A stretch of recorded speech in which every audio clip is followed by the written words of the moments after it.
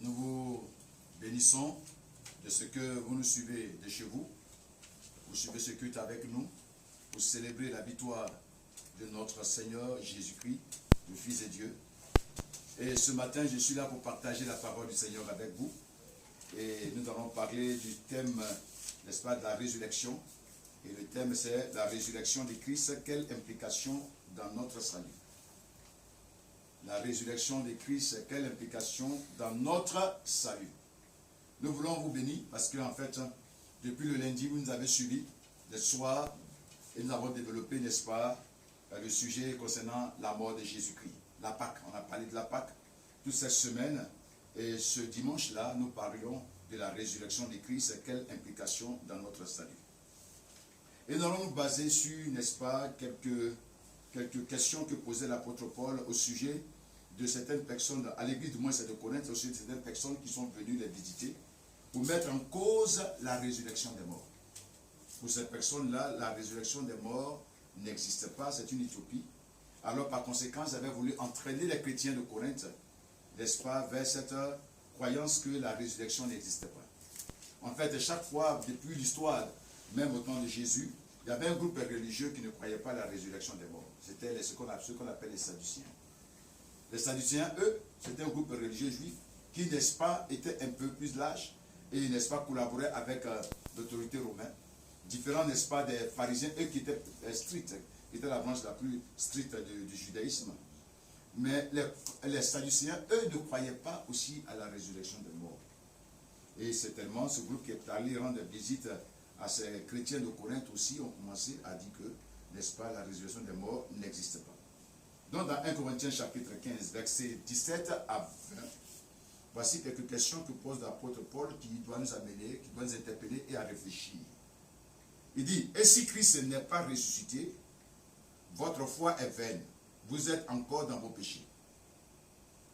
Et par conséquent, ceux qui sont morts en Christ sont perdus. Si c'est dans cette vie seulement que nous espérons en Christ, nous sommes les plus malheureux de tous les hommes de la terre. Verset 20. Mais maintenant, Christ est ressuscité des morts et il est le prémisse de ceux qui sont morts. Alors, Paul pose un certain nombre de questions pour dire d'abord aux chrétiens de Corinthe que, bon, on nous dit que si Christ n'est pas, il n'y a pas de résurrection des morts, donc par conséquent, Christ n'est pas ressuscité. Si Christ n'est pas ressuscité, quelles sont les conséquences?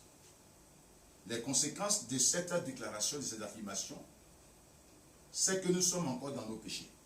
Ça veut dire que, en quelque sorte, nous ne sommes pas délivrés du péché. Donc nous sommes encore dans le péché.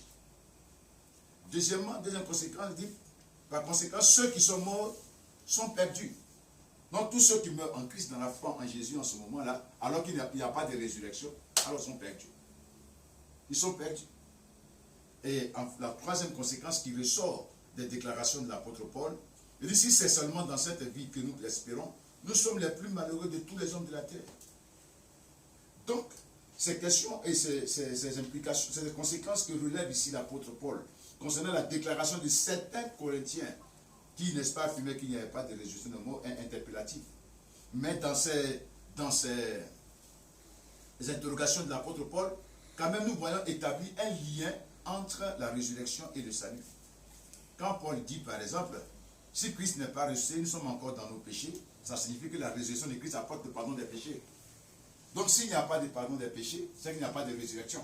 Or, si on parle de résurrection, que la résurrection est liée, le pardon des péchés est lié à la résurrection, cela signifie qu'en d'autres expressions, que, n'est-ce pas, la résurrection de Christ a une implication dans le salut de l'humanité.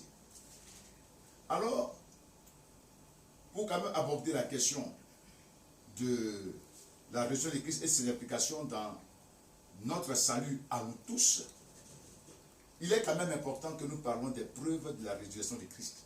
Puisque ici, il est dit que si Christ n'est pas ressuscité, nous sommes des menteurs, nous sommes des faux prédicateurs, dit l'apôtre Paul. Alors, s'ils sont des faux prédicateurs et des menteurs, alors voyons effectivement, est-ce que Christ est vraiment ressuscité ou pas? Est-ce qu'il y a des preuves tangibles, scripturelles qui montrent que Christ est vraiment ressuscité? D'abord, nous allons commencer par aborder, n'est-ce pas, comme il dit, les preuves de la résurrection de Christ. On passera à part 1 à parler des preuves qui attestent effectivement que Christ est mort. Parce que lorsqu'on parle de résurrection, c'est qu'il est mort. Alors quelles sont les preuves qui montrent que Christ est effectivement mort? La première preuve que je ressors ici qui montre que Christ est effectivement mort, ce sont les soldats qui ont eux-mêmes constaté la mort de Jésus. Les soldats qui l'ont crucifié ont eux-mêmes attesté qu'il était mort. Quand nous prenons la parole de Dieu, l'apôtre Jean relate cela.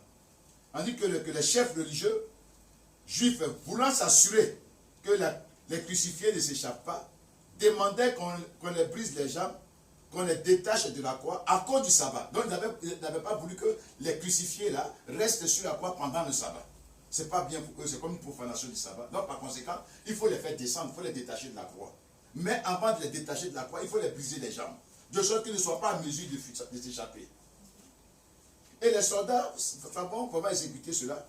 Et là-bas, ils découvrent que, effectivement, les deux autres crucifiés, c'est-à-dire les deux brigands crucifiés, sont encore en vie. Et ils vivent, on brise les jambes, et on s'approche de Jésus, et on constate que Jésus, effectivement, est mort. Alors, ils n'ont pas trouvé nécessaire de briser ses jambes. Mais ils voulaient encore s'assurer s'il était effectivement mort ou n'était pas évanoui. Alors, qu'est-ce qu'ils vont faire? Ils vont prendre une lance, un des soldats va prendre une lance, et va percer le côté de Jésus.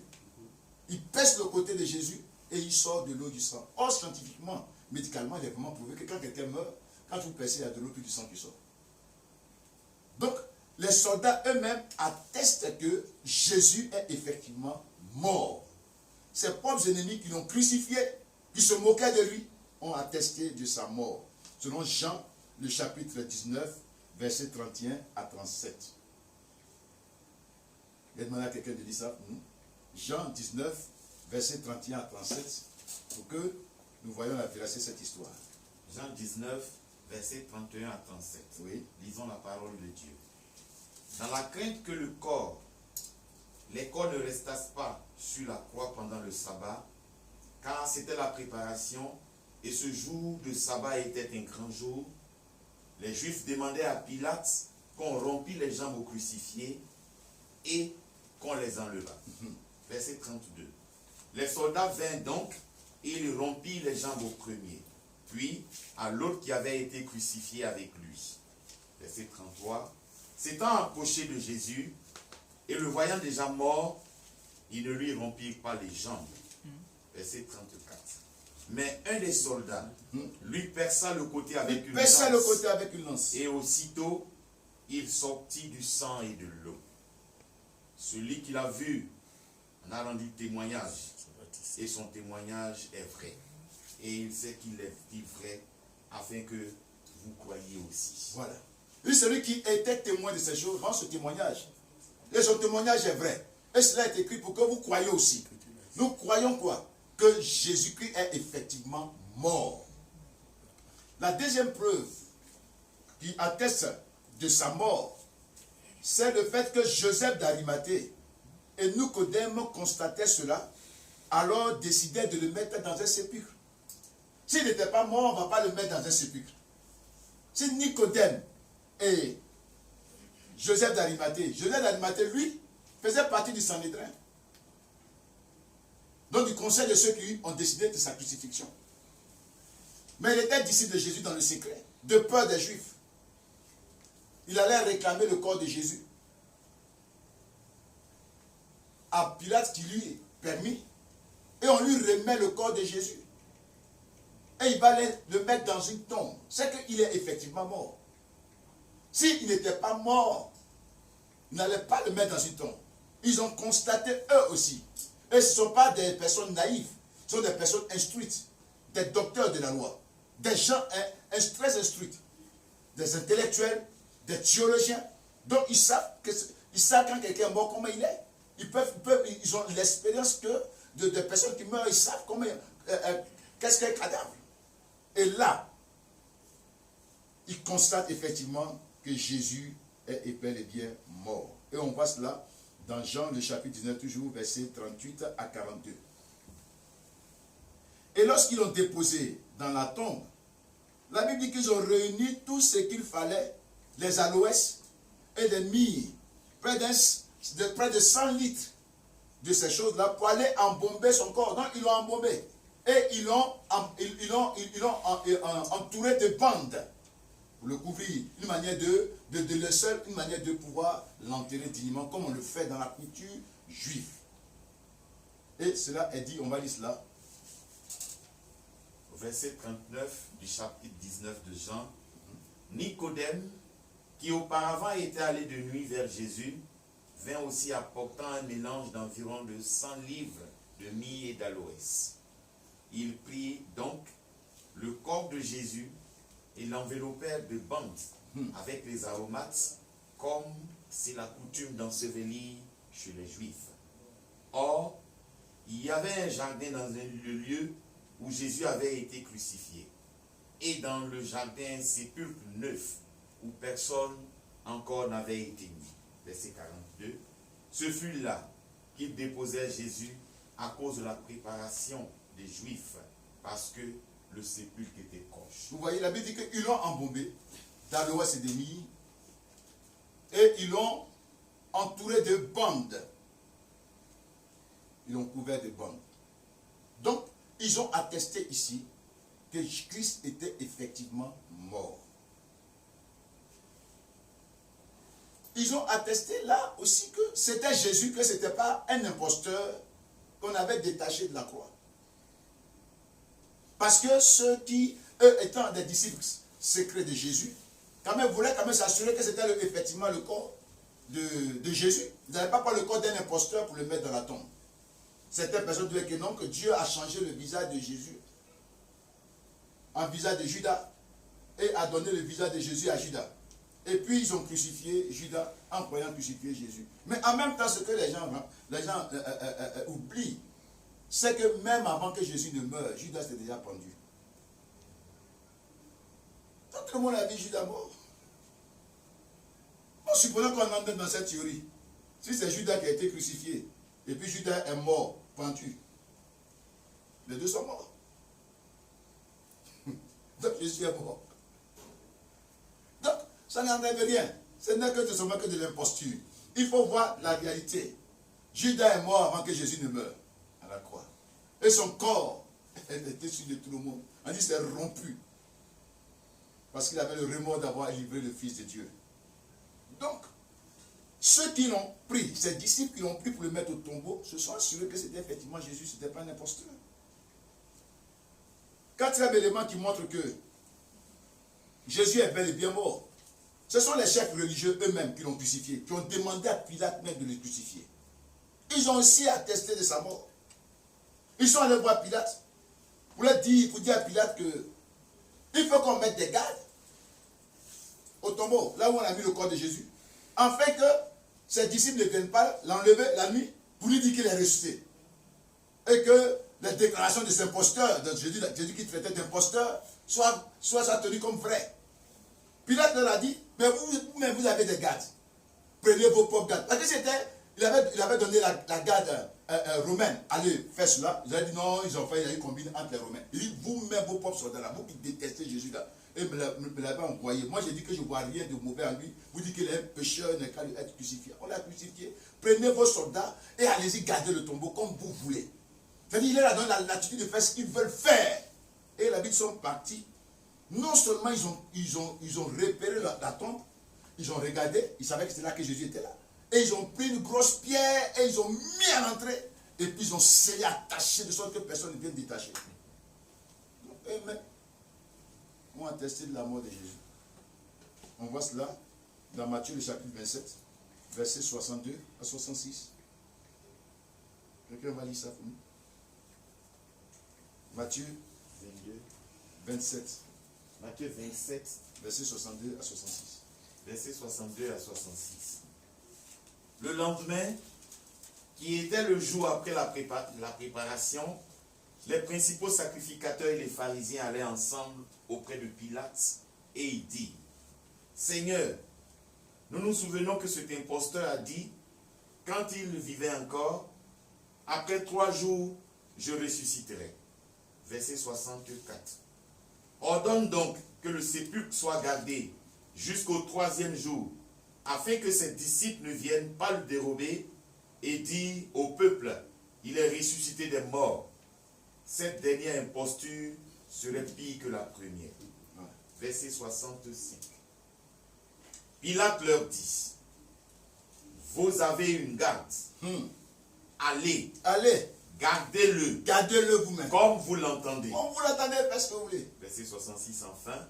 Ils s'en allèrent et s'assuraient du sépulcre. Alors, il s'assurait du sépulcre. C'est-à-dire qu'ils ne se sont pas trompés de tombeau.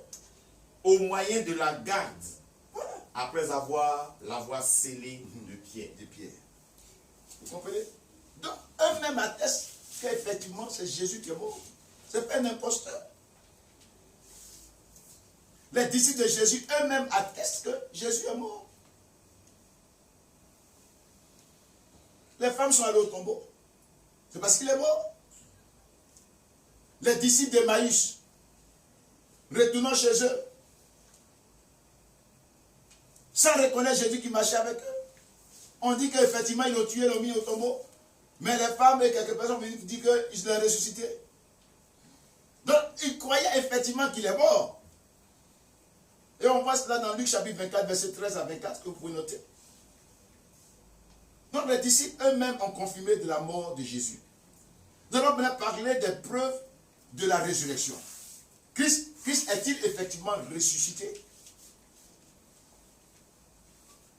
Il est important que nous parlions de ces preuves. La première preuve que nous donnons de la résurrection de Jésus, c'est le témoignage des soldats qui gardaient le tombeau. Ceux qui sont allés garder le tombeau là. Le jour de la résurrection, un événement s'est produit et ils sont venus témoigner à leur mandat de ce qui s'est passé. Donc, le témoignage atteste que Jésus est effectivement ressuscité. Et l'argument inventé par les chefs religieux pour cacher cela démontre effectivement qu'il est ressuscité. On va lire cela dans Matthieu chapitre 28, versets 11 à 15. Regardons un peu. Matthieu 28, versets 11 à 15. Pendant qu'elles étaient en chemin, quelques hommes de la garde entrèrent dans la ville et annoncèrent aux principaux sacrificateurs tout ce qui était arrivé. Tout ce qui est arrivé.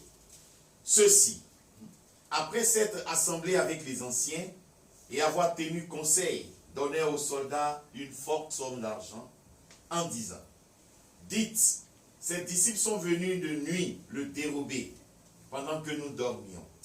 Ah, c'est bon. Maintenant, le chapitre 27, verset 62 à 66. Le chapitre 27, verset 62 à 66. Le lendemain... Non, dis-moi, c'est chapitre 28, verset 1 à 4. Chapitre 28, verset 1 à 4. Chapitre 28, verset 1 à 4. Après le sabbat, à l'aube du premier jour de la semaine... À l'aube du premier jour de la semaine. Marie de Magdala et l'autre Marie allaient voir le sépulcre. Elles sont allées à l'aube, c'est-à-dire vers 4 heures. Et voici, il y eut un grand tremblement de terre. Il y a eu un grand tremblement de terre avant qu'elle arrive là-bas. Car un ange du Seigneur descendit du ciel. Un ange du Seigneur est descendu du ciel. Vint rouler la pierre. Il a roulé la pierre. Et s'assit dessus. Il s'assit. Verset 4. Son aspect était comme l'éclair. Voilà. Et son vêtement blanc comme la neige. Verset 4. Les gardes tremblaient de peur. Les gardes tremblaient de peur. Et devinrent comme morts. Et ils sont tombés évanouis. Amen. Amen. Ils se réveillent, le corps de Jésus n'est plus là. Ils vont raconter l'événement qui s'est produit. Les principaux sacrificateurs disent non, taisez-vous. Voici de l'argent, gardez le témoignage. On va dire que la nuit, quand vous dormiez, les disciples de Jésus sont venus prendre le corps. Réfléchissons. Vous avez scellé un tombeau devant laquelle vous avez mis une grosse pierre que 2 ou 3 personnes ne peuvent pas rouler. Et puis, vous êtes là comme garde à l'entrée du tombeau. Les gens viennent la nuit. Vous tombez et puis poussent la pierre, coupent la corde, besoin de pousser, ça fait tous ces bruits là, ça ne vous réveille pas. À moins que vraiment vous étiez anesthésié. Ce mensonge-là même prouve que Jésus est effectivement ressuscité. Parce que ce n'est même pas vrai. C'est impensable. Jésus est effectivement ressuscité. La deuxième preuve, c'est le témoignage même des anges. Ce n'est pas les hommes seulement qui ont eu témoignage, mais les anges même rendent témoignage qu'il est ressuscité. Dans Matthieu 28, verset 5 à 7, on voit le témoignage d'un premier ange. Et dans Luc 24, verset 1 à 8, les anges aussi rendent témoignage que Jésus est effectivement ressuscité. Il dit, il n'est plus ici. Je sais que vous cherchez le Jésus-Christ de Nazareth. Il est ressuscité. Il n'est plus ici. Le crucifié n'est plus ici. C'est le témoignage des anges. C'est la preuve que Jésus est effectivement ressuscité. Troisièmement, c'est l'apparition de Jésus après les événements de sa mort et après la naissance de l'Église prouve qu'il est ressuscité. Quand Christ est mort, il est revenu à la vie. La Bible dit qu'il a passé 40 jours avec ses apôtres. Il les a apparus dans la chambre. Il a dit à Thomas, touche ici, mets ton doigt. C'est bel et bien moi. Je ne suis pas un fantôme. Je ne suis pas un esprit. Donnez-moi à manger. Et il a mangé. Il a montré à tous ses disciples pour les rassurer que c'est lui, le crucifié, qui est vraiment ressuscité. Que ce n'est pas Judas l'imposteur. Parce que si c'était le visage de Judas qu'on a donné à Jésus, et que c'est le visage de Jésus qu'on a donné à Judas, et puis l'a crucifié Judas, Judas n'a pas ressuscité. Celui qui apparaît ici, là, on peut dire, bon voilà, mais c'est Jésus là, bon, supposons que c'est Judas l'a crucifié. Mais Jésus, lui n'est pas allé à la croix. Bon, il apparaît aux disciples, avec son vrai visage. Comment ça se fait que son côté est percé? Qui a percé son côté? Qui a percé ses mains? Si ce n'est pas lui qui était sur la croix. C'est une imposture. Jésus est effectivement ressuscité. Il a apparu aux disciples. Il dit, vous voyez, c'est moi. C'est tout. Et après cette apparition, et que l'Église est née, Jésus va apparaître à Paul sur le chemin de Damas. Le ressuscité, le glorifié apparaît à Paul sur le chemin de Damas. Il apparaît à Jean dans le livre de l'Apocalypse. La Bible dit que quand il est ressuscité, il a apparu à plus de 500 frères à la fois. Tout cela prouve que Jésus est bel et bien ressuscité. Ne doutez pas de la résurrection de Jésus. Ne doutez pas de sa mort. Ne doutez pas de sa résurrection. Il est effectivement ressuscité. La Bible elle-même est remplie de preuves de cette résurrection. Le fait que le tombeau soit toujours vide est la preuve qu'il est ressuscité. Les disciples qu'on a prétendu avoir ravi son corps la nuit apparaissent à la Pentecôte et prêchent la résurrection de Jésus. Pourquoi n'ont-ils pas été saisis pour leur demander où vous avez mis le corps de Jésus? On va les détailler son cadavre. Les mêmes principaux sacrificateurs étaient là. C'est parce qu'il est ressuscité. Et la tombe est toujours vide. C'est la preuve de sa résurrection. Quel est le lien de la résurrection de Christ avec le salut? C'est le deuxième grand point. Quel est le lien de sa résurrection avec notre salut, le salut? Quand Paul rattache le pardon des péchés, rattache l'espérance à sa résurrection, il établit de facto le lien.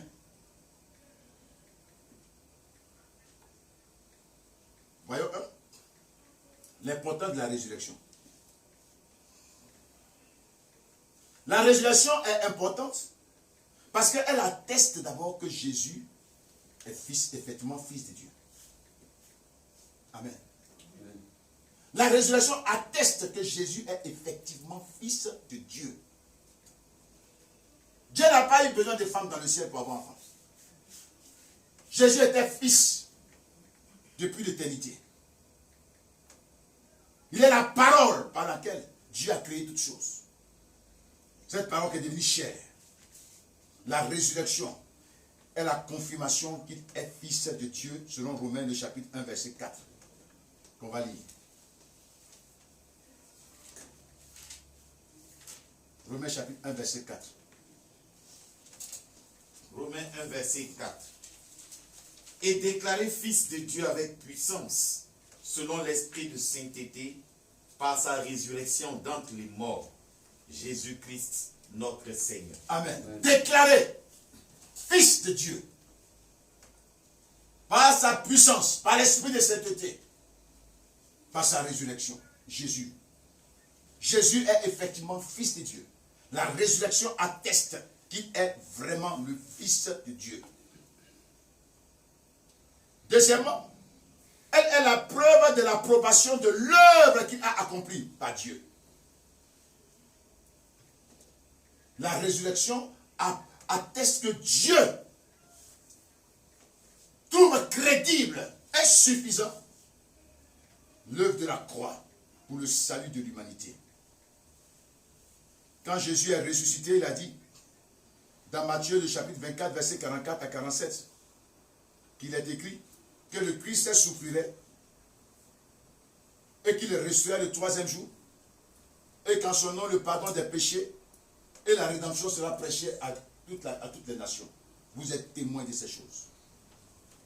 Ici, le ressuscité déclare que l'œuvre qu'il a accomplie à la croix est conforme aux Écritures, est conforme à ce qui est annoncé par Dieu. Il a effectivement accompli l'œuvre. Quand dans Jean, le chapitre 17, le verset 4 dit, j'ai achevé ton œuvre. Par anticipation, glorifie-moi de la gloire que j'avais auprès de toi. Jésus montrait que l'œuvre qu'il a accompli à la croix sera parfait et par conséquent, Dieu devait le glorifier. C'est pour cela, sur la croix, il a dit, tout est accompli. Selon Jean chapitre 19, verset 30. La résurrection vient attester de cette crédibilité. Montrer que Dieu approuvait et a approuvé l'œuvre accomplie par la croix comme étant satisfaisante, pleinement suffisante pour sauver l'humanité. Ainsi, la résurrection établit cette crédibilité. Prenons Actes chapitre 13, verset 28 à 33. Actes chapitre 13, verset 28 à 33. Et le verset 38 et le verset 39. Acte 13, verset 28 à 33. Oui. Quoiqu'il ne trouvassent en lui rien qui fût digne de mort, ils ont demandé à Pilate de le faire mourir. Et après qu'il eut accompli tout ce qui est écrit de lui. Après qu'il eut accompli tout ce qui est écrit de lui. Ça veut dire quoi? Il ici là, c'est au pluriel. Ça veut dire qu'après que ces souverains sacrificateurs, ces hommes religieux là, chargés d'accomplir là, ont accompli tout ce qui concernait le Christ. Ça veut dire sa crucifixion. Quand ils ont fini d'accomplir ça. Vous savez, c'était les acteurs de ce méfait là. Ils étaient les acteurs de la crucifixion de Jésus. Quand eux, ils ont accompli, selon la volonté de Dieu, tout ce qui concerne le Christ, continue de dire. Il le descendit de la croix. Ils l'ont descendu de la croix. Eux-mêmes, comme on l'a vu. Et le déposait dans un sépulcre. Ils l'ont déposé dans un sépulcre. Mais Dieu l'a ressuscité des Mais morts. Dieu l'a ressuscité des morts. Et il est apparu. Il est apparu. Pendant plusieurs jours. Plusieurs jours. À ceux qui étaient montés. Avec lui de De la Galilée. À Jérusalem. À Jérusalem. Et qui sont maintenant ses témoins auprès du peuple. Voilà. Verset 38 à 39. Verset 38 à 39.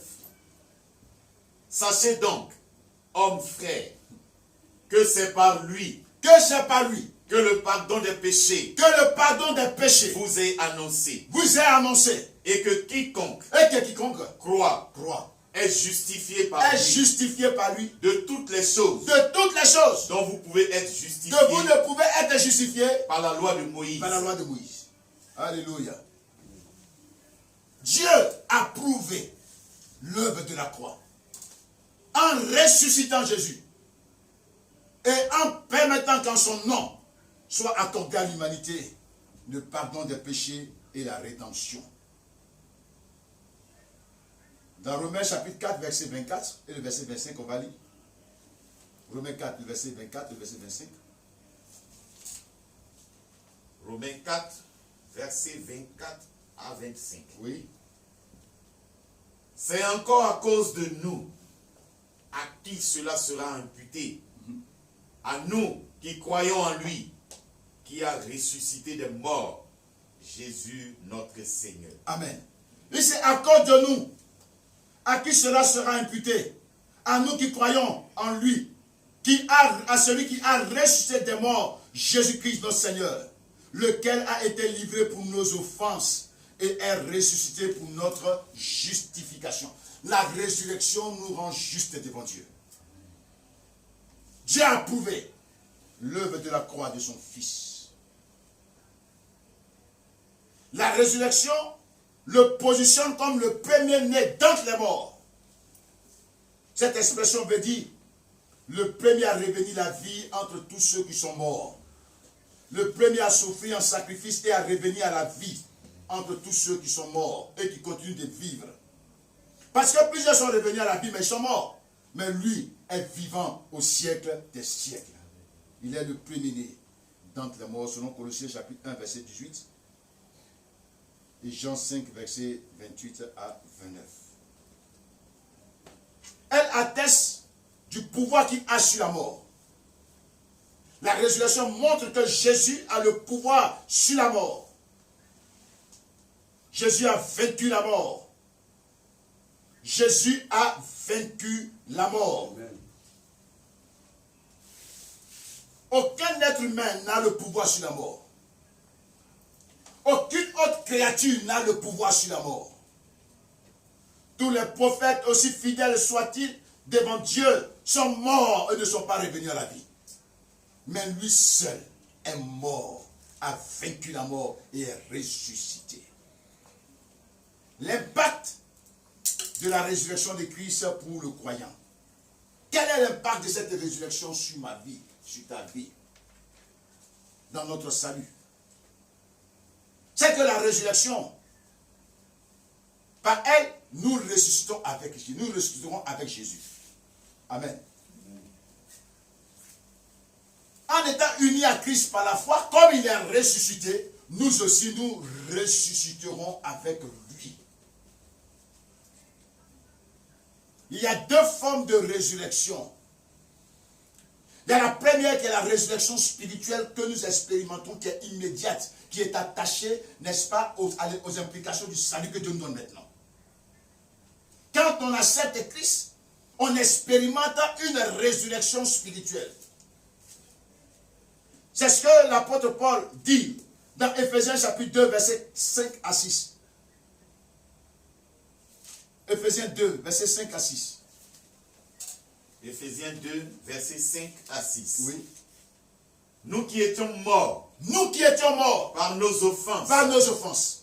Nous a rendus à la vie. Nous a rendus à la vie. Avec Christ. Avec Christ. C'est par grâce. C'est par grâce. Que vous êtes sauvés. Que vous êtes sauvés. Il nous a ressuscité ensemble. Il nous a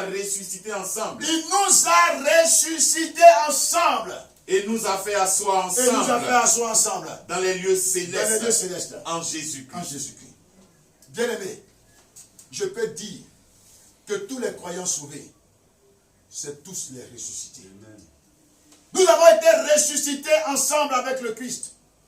Nous étions morts par nos offenses, nos péchés. Dieu nous a ramenés à la vie par le Christ. Il nous a ressuscités ensemble. C'est immédiat, c'est maintenant. Quand on reçoit Jésus-Christ, on expérimente une résurrection spirituelle avec lui. Et une ascension spirituelle avec lui.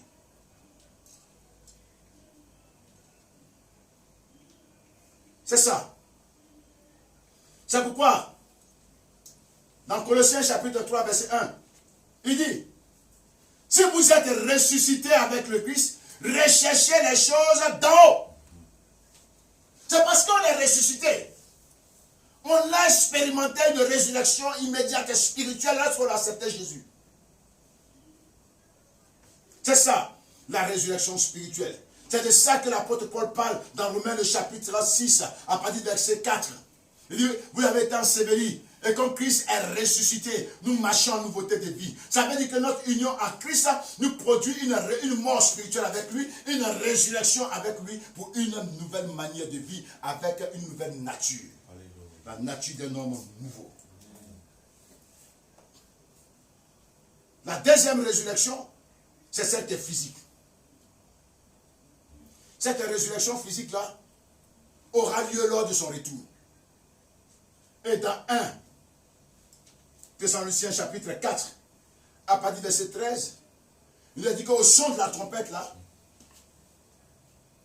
les morts en Christ ressusciteront les premiers. Donc on nous parle d'une résurrection physique. Et cette résurrection physique va impacter notre corps. Elle sera changée en un instant et revêtira un corps incorruptible, un corps céleste, un corps glorieux, et nous serons semblables à Christ tel qu'il est en ce moment dans le ciel. Et on voit cela dans 1 Jean chapitre 3, les versets 1 à 3, et on peut ajouter à ces passages-là Romains 4, Romains 6 du moins. Deuxième implication de cette résurrection dans notre salut, c'est qu'elle nous donne la vie. Amen. Elle nous donne la vie. Dans Jean chapitre 14, verset 19, on va lire cela. Je lui dis que comme lui, il vit, nous aussi, nous vivons. Amen. Jésus vit, donc nous sommes en vie. Ceux qui n'ont pas Christ vivent, mais ils sont morts. Nous vivons et nous sommes en vie. On va lire cela. Jean 14, verset 19.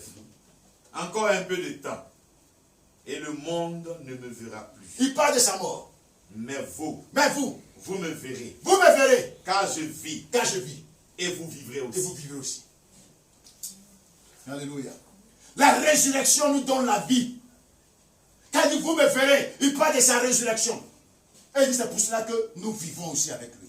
Alléluia. Enfin, elle nous garantit un héritage vivant qui ne peut se corrompre.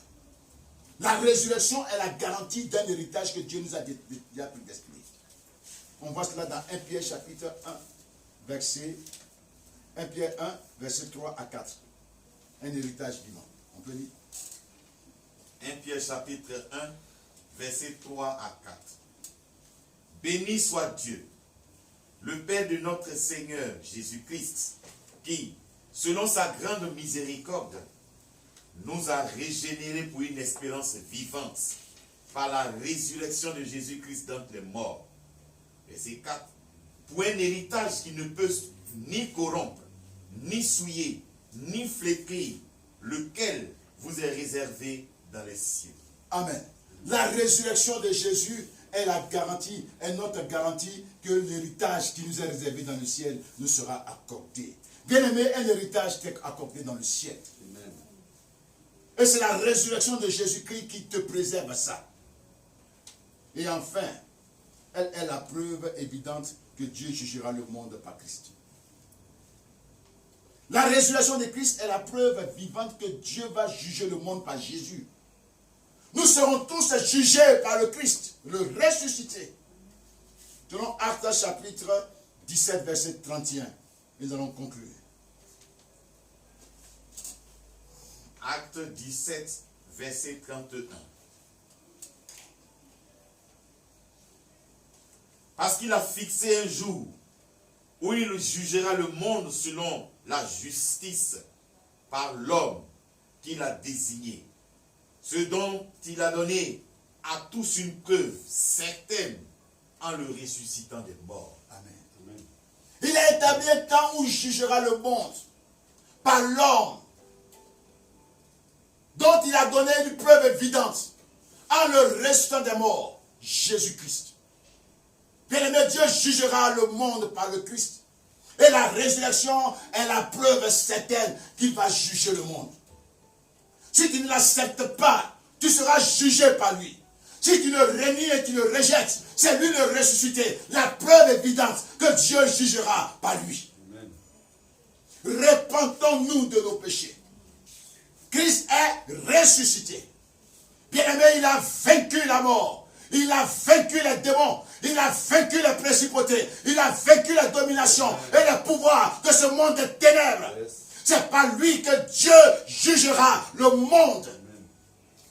Accepte-le comme ton Seigneur et ton Sauveur. Le seul peut te retirer de la mort. Car il a le pouvoir sur la mort. Il a dit, j'ai le pouvoir de donner ma vie. J'ai le pouvoir de la reprendre. Oh, celui qui a donné sa vie pour nous. Et il a repris entre la main de la mort. La mort ne pouvait pas conserver sa vie. Il est le Seigneur de l'univers. Il est le Dieu, créateur des cieux et de la terre.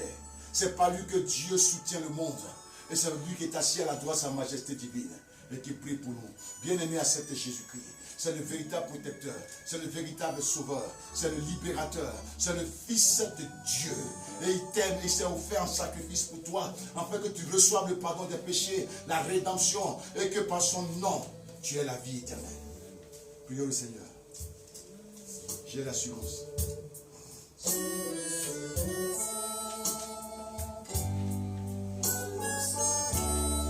Oh, c'est terrible pour ce chant. Seigneur Jésus, son sang m'a lavé, m'a racheté, et l'Esprit Saint m'a régénéré. c'est mon histoire, C'est mon histoire, c'est là mon chant, louez mon Sauveur, louer mon sauveur à chaque instant. C'est mon histoire, c'est là mon chant, louez mon Sauveur, louer mon sauveur à chaque instant. Bien-aimé, toi qui nous suis, qui veux recevoir le salut, car le salut seul est en Christ.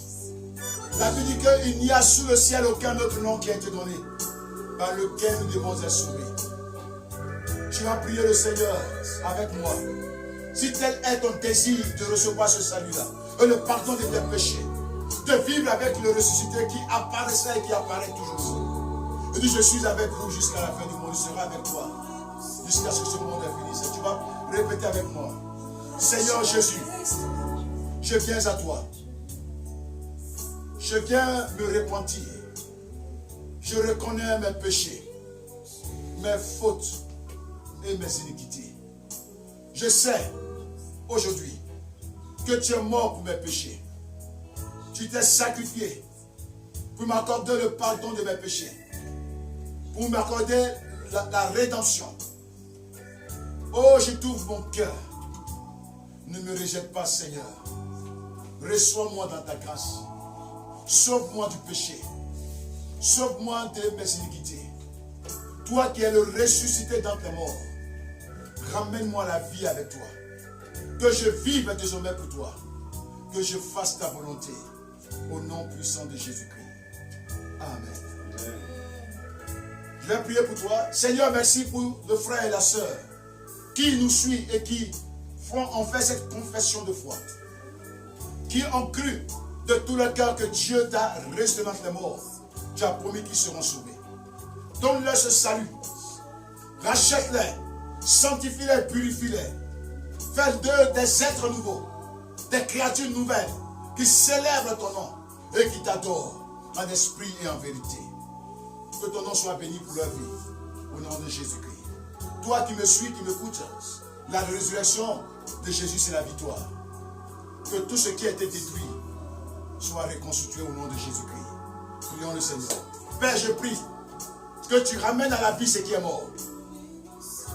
Que tu détruises les ténèbres dans la vie de ces personnes. Que tu anéantis le monde mystique qui se lève contre leur vie, contre leur avenir, qui les combattent et veut les faire jouer, veut les emporter à la mort, qui les séduisent, afin de les enraciner dans l'incrédulité. Que les puissants des ténèbres qui ont été vaincus soient chassés au nom de Jésus-Christ de leur vie. Que tu ramènes à la vie tout ce qui est mort. Que ceux qui sont malades reçoivent la guérison. Que ceux qui ont Dieu, au Père, qui ont été maudits, soient délivrés de toute malédiction. Manifeste ta gloire et ta puissance. Et bénis-les au nom de Jésus-Christ. Si vous avez été béni et que le Seigneur vous a fait du bien, ne tardez pas à nous contacter et pour rendre votre témoignage. Au 07 65 90 76.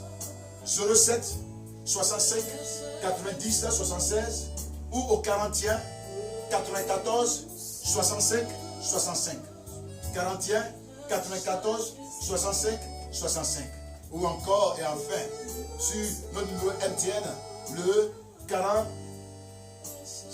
45 67 48 25. 45 67 48 25. Que Dieu vous bénisse. Bon dimanche à vous.